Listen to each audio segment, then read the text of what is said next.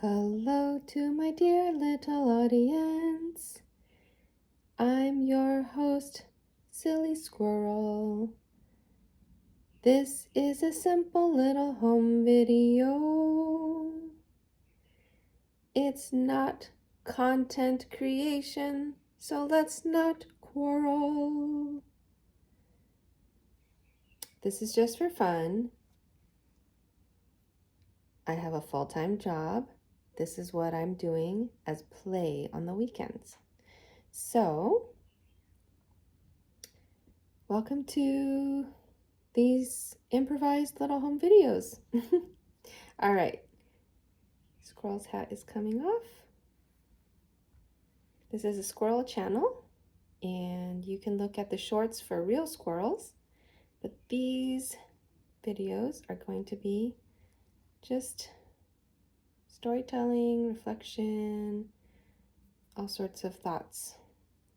So in our world of technology, there's animation, there's AI, green screens, all the things. And those are amazing.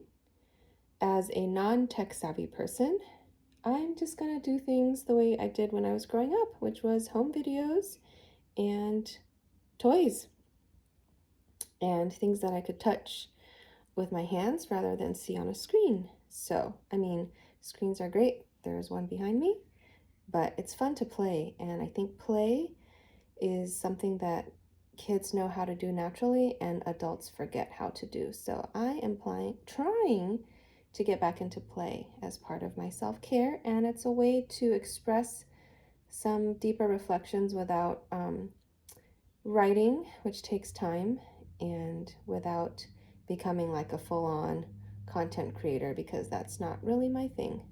So one thought that I've been having is the ways that our societies, the social structures that we live in, which are overwhelmingly heteronormative. Patriarchy runs very, very strong still. And our relationship with nature.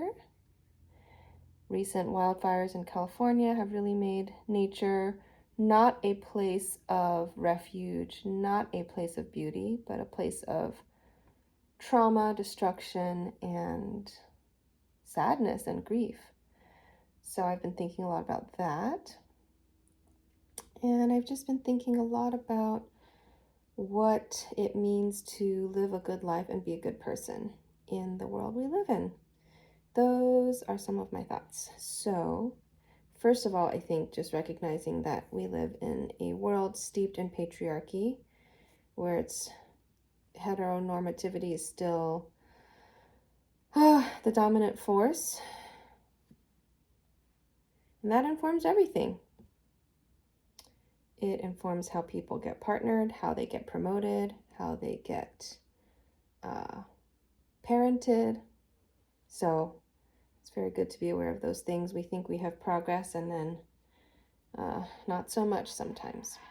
So what is the role of progress and idealism in all of this? I've been thinking a lot about my own narrative. There's a Greek myth about Pegasus, who was somebody who really wanted to fly high. And Pegasus flew so high in the sky that he actually almost reached the sun. And then the sun melted the wax on his man-made wings that he had built in order to break all the ceilings, the glass ceilings, the bamboo ceilings, you name it. And so when the wax on the wings burned, the wings started to come apart, and Pegasus eventually plummeted. And I feel like that has happened in the lives of people I have seen, and even maybe my own life sometimes. There are some people who talk about our rubber bands being stretched.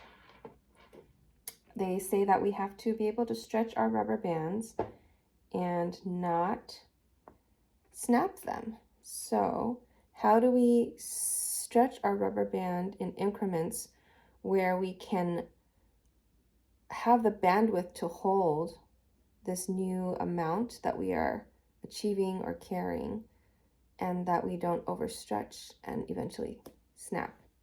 So that's sort of a Pegasus concept as well. Poor little Pegasus here. So this is from Peru. My friend got this for me, and it's actually a hummingbird. It's very beautiful.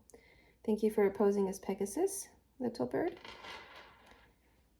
What does it mean to be the people who set Pegasuses free, who support the people with big dreams, and who help them take flight?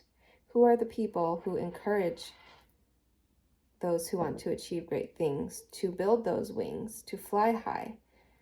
Do we harm the next generation when we tell them they can be anything they want to be? Do we harm the next generation when they say break all the ceilings? Do we warn them about the cost of that? What's the ethic? What's the ethical framework for encouraging someone to reach beyond what they're prepared for? And do you then take responsibility for their downfall? Good questions. I've had many people encourage me to help change systems, to help bring reform. And what if the system's not ready for reform? The system is very strong. Okay, side note, anything I use is symbolic. I'm literally picking up props that I see around the home. This is not a direct one-to-one representation of what I mean by the system. So this happens to be a beautiful postcard from one of the most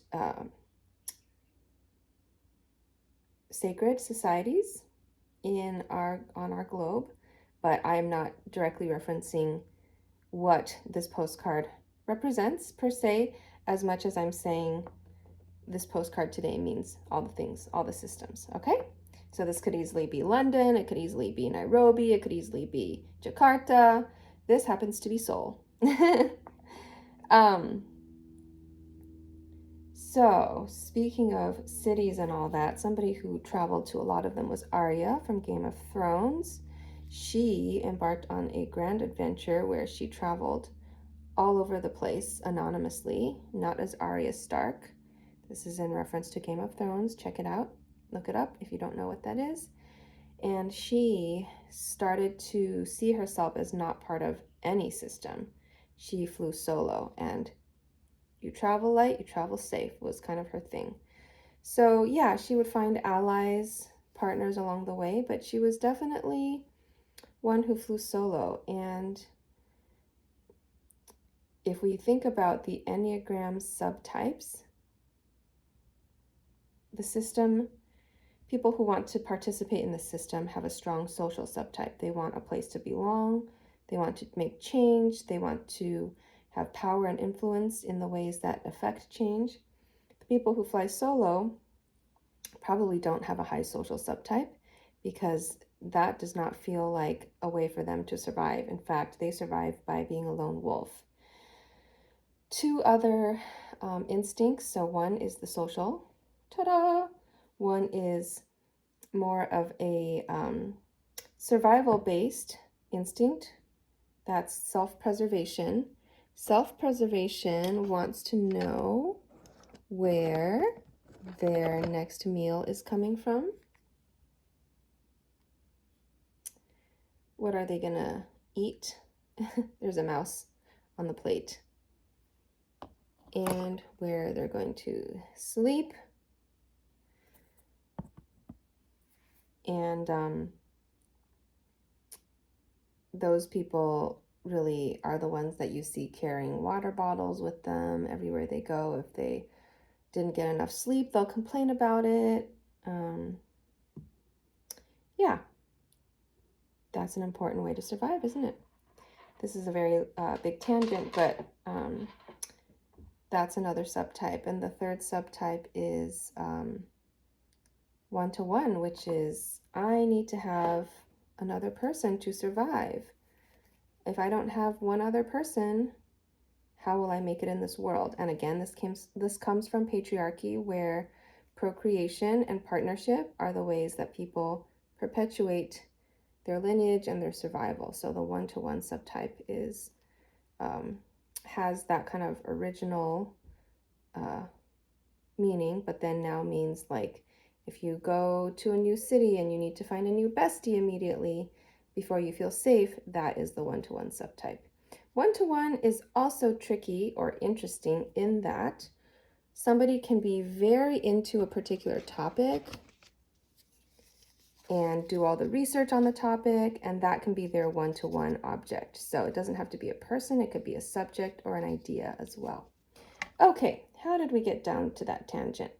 Well, I think just acknowledging the ways that we shape the next generation, or even are shaped ourselves as we continue to strive for a good life. In the midst of that, of course, there's the grind. Going to work every day, coming home from work every day.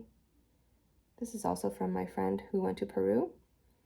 And bringing home the bacon, if you will, this figurative bacon here, which is actually probably just hay or whatever donkeys eat. So what is the balance between sky's the limit and just be good and be a part of the grind, be a cog in the machine, don't cause trouble? I mean, how do we do this in the climate we live in right now? Is there a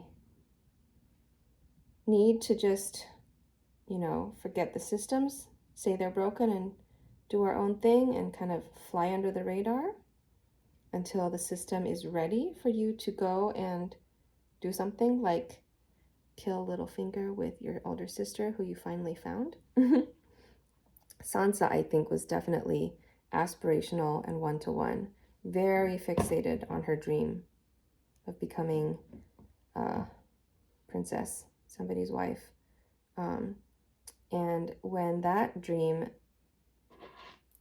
went too close to the sky, she got close to the Lannisters, got burned, fell down.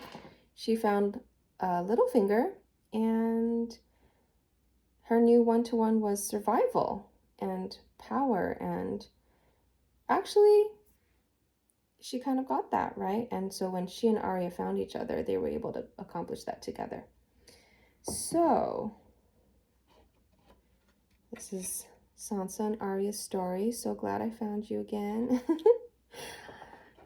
They took very opposite routes, warrior, princess, and then they were able to work together at the end. So rambling coming to a close, what do we think about how do we move forward? How do we make a difference? How do we survive? Do we stay in the grind? And how high do we fly? What are your thoughts? The last thing I'll say, again, sort of housekeeping-ish, is symbols, right? Not a direct representation of anything, just what I happen to have in terms of memorabilia, people's gifts to me at home. Squirrels. And also the fact that there's so many different symbols and objects. These represent the parts of ourselves. This is the part of me that does participate in the grind. This is the part of me that supports other people in their dreams. This is the part of me that myself strives for the highest limit. This is the part of me that was born into and unwittingly perpetuates patriarchy, right?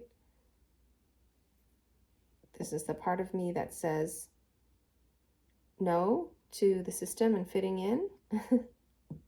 There's lots of parts of us. So internal family systems, look it up, addresses the many parts of us, the multiplicity that all of us have within ourselves, our internal parts. Inside Out is another great resource for parts work. And then if you zoom out, there are parts of society, right, that are also parts that make up a whole, and that